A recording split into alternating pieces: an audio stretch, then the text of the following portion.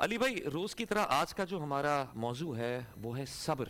تو میں پہلے جاننا چاہوں گا کہ قرآن اور احادیث کی روشنی میں صبر کی اہمیت اور مفہوم کیا ہے؟ صبر کی اہمیت کے لیے وہ مشہور زمانہ آیت سورۃ البقرہ کی کافی ہے. یا ایھا الذین آمنوا استعینوا بالصبر والصلاۃ ان اللہ مع الصابرین. اے اہل ایمان، صبر اور نماز کے ذریعے اللہ کی مدد چاہو، بے شک اللہ تعالیٰ صبر کرنے والوں کے ساتھ ہے. تو صبر جو ہے یہ پورے کے پورے دین کا احاطہ کرتا ہے. صبر آپ کو تین طرح سے کرنا پڑتا ہے. نمبر ون جو مشہور ہے، اللہ تعالیٰ کی طرف سے آئی ہوئی تکلیف کے اوپر صبر کرنا. وَلَنَبْلُوَنَّكُمْ بِشَيْءٍ مِّنَ الْخَوْفِ وَالْجُوعِ وَنَقْصٍ مِّنَ الْأَمْوَالِ وَالْأَنفُسِ وَالثَّمَرَاتِ. ہم ضرور بالضرور تمہیں آزمائیں گے تھوڑے سے خوف سے، بھوک سے، جان اور مال میں نقص کے ذریعے. اور پھر اہل ایمان کی اللہ تعالیٰ نے صفت بتائی ہے، الذین اذا اصابتهم مصیبہ قالوا انا للہ وانا الیہ راجعون. یہ ایسے لوگ ہیں کہ جب انہیں کوئی تکلیف پہنچتی ہے، کوئی مصیبت آتی ہے، تو یہ کہتے ہیں ہم خود بھی تو اللہ کی طرف سے آئے تھے، ہم اللہ ہی کی طرف لوٹ کر جانا ہے. تو یہ جو تکلیف آئی ہے یہ بھی اللہ کے پاس واپس چلی جائے گی. ایٹ لیسٹ اس دن تو اس تکلیف کا خاتمہ ہو ہی جائے گا جس دن ہم نے دنیا سے چلے جانا ہے. تو صبر اس اعتبار سے کہ انسان پہ جو اللہ تعالیٰ کی طرف سے آزمائش کے لیے تکلیف آتی ہیں ان پہ صبر کرنا. دوسرا صبر اللہ تعالیٰ کی طرف سے جو اوبلیگیشنز ہیں عبادات کی شکل میں ان پہ صبر کرنا، جس طرح آج کل ہمیں صبر کرنا پڑ رہا ہے روزے کی حالت میں. جی. اپنے آپ کو کھانے پینے سے روکنا، خواہشات سے روکنا ایک خاص پیریڈ آف ٹائم کے لیے. اور تیسرا صبر یہ ہے کہ انسان نے حرام سے بچنا ہے، اس پہ بھی صبر کرنا ہے. یعنی حرام کے ذریعے انسان وقتی طور پہ تو ایک آسائش حاصل کر لے گا، حلال اور حرام کی تمیز ختم کر کے اگر رزق حرام کماتا ہے یا اور کسی گناہ میں مبتلا ہوتا ہے، لیکن اس پہ بھی آپ نے صبر کرنا ہے. تو یہ تینوں صبر آپ نے کرنا ہے. اچھا علی بھائی، مشکل حالات میں خاموشی اختیار کر لینا صرف صبر ہے یا حالات کا ڈٹ کر سامنا کرنا بھی صبر کے زمرے میں آتا ہے؟ پرسن ٹو پرسن ویری کرتا ہے اور حالات کو دیکھ کر ہی کوئی فیصلہ کیا جا سکتا ہے. اس طرح جنرل تو ہم سٹیٹمنٹ نہیں دے سکتے کہ کس وقت آپ نے خاموشی اختیار کرنی ہے اور کس ٹھیک ہے. وقت آپ نے جو ہے وہ اعلان حق کرنا ہے. اپنے حق کے لیے آواز کو بلند کرنا یہ تو آپ کا رائٹ ہے، لیکن اس کے لیے کوئی بھی ایکسٹرا جوڈیشل طریقہ اڈاپٹ نہ کیا جائے. اور اگر آپ اپنے تمام ذرائع استعمال کر چکے ہیں اس کے باوجود آپ کو انصاف نہیں ملتا تو آپ نے صبر کی روش نہیں چھوڑنی، یعنی آپ نے کوئی لمٹ کراس نہیں کرنی. مثال کے طور پر جی. کسی شخص کا بھائی قتل ہو جاتا ہے اور اسے کورٹ سے انصاف نہیں ملتا، تو اب اس کا یہ مطلب نہیں ہے کہ وہ جا کے قانون کو خود ہاتھ میں لے اور آگے جا کے قاتل کو قتل کر دے. اس طرح تو پھر معاشرے میں انارکی پھیل جائے گی. تو اس پہ آپ نے صبر کرنا ہے، آخرت میں انشاءاللہ بدلہ ملے گا. مجھے بتائیے، آلموسٹ 60 لاکھ جوز کو ناحق قتل کیا ہٹلر نے.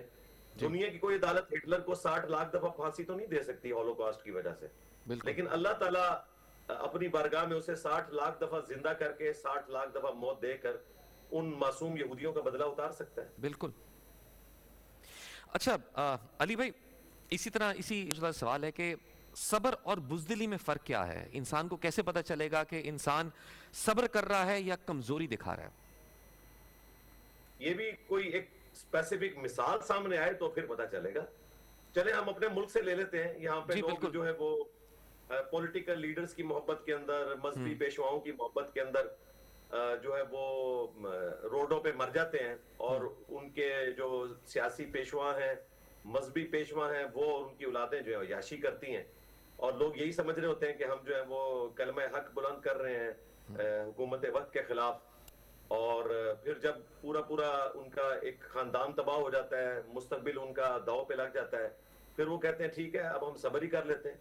تو اس قسم کا کوئی ایکٹیویٹی پرفارم کرنا کہ جس میں آپ اپنی دنیا اور آخرت دونوں برباد کر بیٹھے ہیں کسی ایک ایسے شخص کے پیچھے، وہ مذہبی لیڈر ہو یا سیاسی لیڈر ہو، کہ جس کا اپنا کریکٹر نہ سیاسی طور پہ نہ مذہبی طور پہ ایسا ہے کہ اس کے لیے کوئی اس قسم کی جان دی جا سکتی ہے، تو اس قسم کی کوئی ایکٹیویٹی پرفارم نہ کی جائے.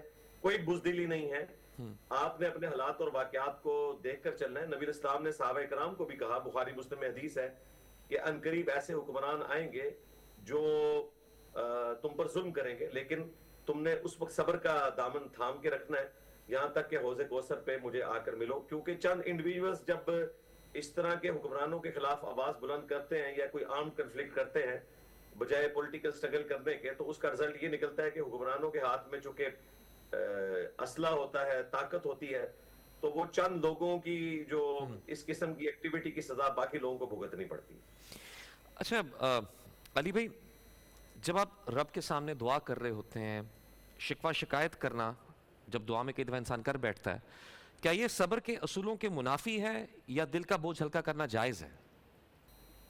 اللہ سے شکوہ نہ کیا جائے, اللہ کے سامنے اپنے دکھ کا اظہار کیا جائے. جس طرح کہ حضرت یعقوب علیہ السلام کا ذکر ملتا ہے سورہ یوسف میں کہ میں اپنے دکھ اور درد کی فریاد اپنے رب کے حضور کرتا ہوں. فریاد یہ نہیں کرتا کہ اے اللہ تو نے میرے ساتھ یہ کیوں کر دیا, فریاد یہ کہ اے اللہ جو تو نے مجھے تکلیف دی اس تکلیف سے مجھے نجات دے اور میری مشکل کو آسان کر, یہ والی فریاد کرنی ہوتی ہے. اور اس میں آنسوؤں کا نکلنا بھی کوئی ایسی بری چیز نہیں ہے. صحیح بخاری میں آتا ہے نبی الاسلام کا جب چھوٹا بیٹا فوت ہوا ابراہیم تو آپ کی آنکھوں میں آنسو آئے, تو صحابہ کرام نے کہا یا رسول اللہ آپ نے تو ہمیں صبر کرنے کا حکم دیا ہے, تو آپ نے فرمایا یہ آنسو جو ہیں یہ رحمت ہے. واویلا کرنا, چیخو پکار کرنا, گریبان چاک کر لینا اور کلمات کفر بولنا, مثال کے طور پر کوئی شخص یہ بولے کہ اللہ تعالیٰ نے تکلیف کے لیے میرا ہی گھر دیکھ لیا ہے, تو یہ تو کلمات کفر ہے. انسان اپنے ایمان سے بھی ہاتھ دھو بیٹھے گا. اللہ تعالیٰ کے سامنے اپنی تکلیف کا اظہار کرنا کہ اللہ مجھے صبر دے اور اللہ اس مشکل سے مجھے نجات دے. میں آپ کو اس کی چھوٹی سی مثال دیتا ہوں, صحیح مسلم میں حدیث ہے. ام سلمہ کہتی ہیں جب میرا ہسبینڈ فوت ہوا تو میں نے نبی الاسلام کی ایک دعا یاد کر رکھی تھی. آپ نے فرمایا تھا کہ جو شخص مصیبت اور پریشانی میں یہ دعا مانگے گا تو اللہ تعالیٰ اسے بہتر نعم البدل دے دے گا. انا للہ و انا الیہ راجعون اللہم اجرنی فی مصیبتی و اخلف لی خیرا منہا. ہم بھی اللہ کی طرف سے آئے تھے, ہم نے بھی لوٹ کر اللہ کی طرف جانا ہے. اے اللہ اس تکلیف میں مجھے بہتر اجر دے اور اس سے بہتر میرے لیے کوئی نعم البدل کر دے. تو وہ کہتی ہیں کہ نبی الاسلام نے دعا سکھائی تھی کہ اللہ تعالیٰ بہتر نعم البدل دے گا. اور پھر میں دل میں سوچتی تھی کہ رسول اللہ کے ساتھیوں میں صلی اللہ علیہ وآلہ وسلم میرے ہسبینڈ جیسا, ابو سلمہ جیسا تو کوئی نہیں تھا. جب میری عدت پوری ہوئی تو نبی الاسلام نے بنفس نفیس خود پیغام نکاح بھیج دیا اور وہ ہماری ماں بن گئی. یعنی بہتر نعم البدل اللہ تعالیٰ نے دے دیا. ام سلمہ ہماری وہ ماں ہیں جو اینڈ پہ فوت ہوئی. واقعہ کربلا سے بھی آلموسٹ یہ 3 سال کے بعد فوت ہوئی 64 ہجری کے اندر. اور اہل البیت کی شان میں زیادہ تر احادیث بھی ام سلمہ نے روایت کی ہیں. تو دیکھیں اللہ تعالیٰ نے انہیں نعم البدل دیا. ہمیں یہ دعا یاد کر لینی چاہیے اور عام حالات میں بھی یہ دعا پڑھنی چاہیے. اچھا علی بھائی, آج کے دور میں اگر ہم اپنے معاشرے میں نظر دوڑائیں تو ہمیں ڈپریشن اور مایوسی بہت نظر آتا ہے آج کی جنریشن کے اندر, بلکہ سبھی کے اندر. کیا اس کی وجہ ان میں صبر کی کمی ہے؟ صبر کی کمی ہے اور ایجوکیشن کی کمی ہے جی. ہم نے دنیا ہی کو سب کچھ سمجھ لیا ہے اور ہم ہمیشہ اپنے سے اوپر کلاس کے لوگوں کو دیکھتے ہیں, وہ بھی ایک تصویر کا رخ دیکھا جا رہا ہوتا ہے, دوسرا نہیں دیکھا جا رہا ہوتا کہ یہ شخص ہمیں امیر تو نظر آ رہا ہے لیکن اس کی آئی ڈی زندگی کتنی مشکل کی گزر رہی ہے, وہ پہلو لوگوں سے اوجھل ہوتا ہے.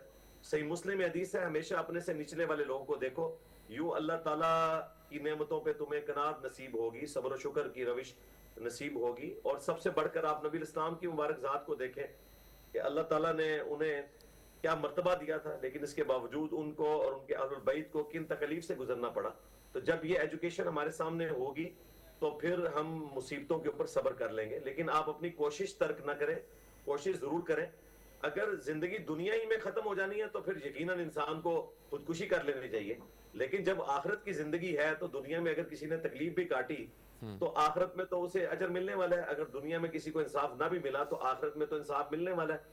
یہ اکثر ملحدین بھی, ایتھیسٹ بھی اعتراض کرتے ہیں کہ یہ دنیا کا نظام جو ہے وہ اس طرح کیوں ہے. یہ اللہ تعالیٰ نے قانون ابتلا کے اوپر دنیا کو بنایا ہے, کسی کو دے کر آزمایا, کسی سے لے کر آزمایا. At the end of the day آخرت میں انشاءاللہ تعالیٰ سب کو جب بدلہ ملے گا تو لوگ خواہش کریں گے کہ دنیا میں ہمیں زیادہ تکلیف آئی ہوتی, ایٹ لیسٹ آخرت کی جو تکلیف ہے وہ ہم بھول جاتے. صحیح مسلم میں حدیث ہے کہ جس نے دنیا تکلیف میں کاٹی, حلال و حرام کی تمیز کی, تو قیامت والے دن اللہ تعالیٰ فرشتوں سے کہے گا اسے جنت کا ایک پھیرا لگواؤ. جیسے ہی وہ جنت کا ایک پھیرا لگا کے آئے گا تو اللہ تعالیٰ پوچھے گا ہاں بھائی کوئی دنیا میں تکلیف دیکھی؟ وہ کہے گا اے اللہ تیری عزت کی قسم میں نے دنیا میں کوئی تکلیف نہیں دیکھی. ایک پھیرا جنت کا دنیا کی ساری تکلیف کو کافور کر دے گا. اور دوسرا وہ شخص بلایا جائے گا جس نے دنیا میں عیاشی کی زندگی گزاری, حلال و حرام کی کوئی تمیز نہیں کی. اللہ تعالیٰ فرشتوں سے کہا اسے دوزخ کا ایک پھیرا لگواؤ. جب وہ دوزخ کا ایک پھیرا لگا کر آئے گا اللہ تعالیٰ پوچھے گا کوئی دنیا میں آسائش دیکھی تو وہ کہے گا تیری عزت کی قسم میں نے تو دنیا میں کوئی بھی دن سکون کا نہیں دیکھا. یعنی وہ دنیا کی زندگی جو عارضی زندگی ہے اس کی ساری آسائشیں بھلا دے گا. آپ صرف آخرت کے دن سے کمپیئر کریں تو 3-3.5 منٹ کی زندگی بنتی ہے اگر آپ کی 60 سال کی زندگی ہو 50,000 سال کے دن کے مقابلے پر. ابھی تو جنت اور جہنم کا فیصلہ باقی ہوگا.